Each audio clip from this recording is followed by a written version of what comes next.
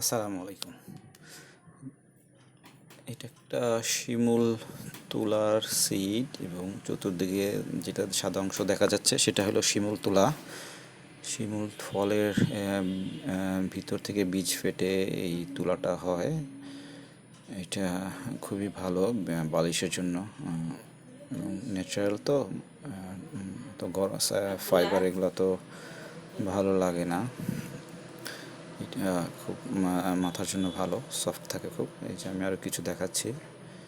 এই যে এটা বাতাসে উড়ে আসে, গাছ থেকে ফেটে ফল বীজগুলো বাতাসের সাথে উড়ে উড়ে আসে।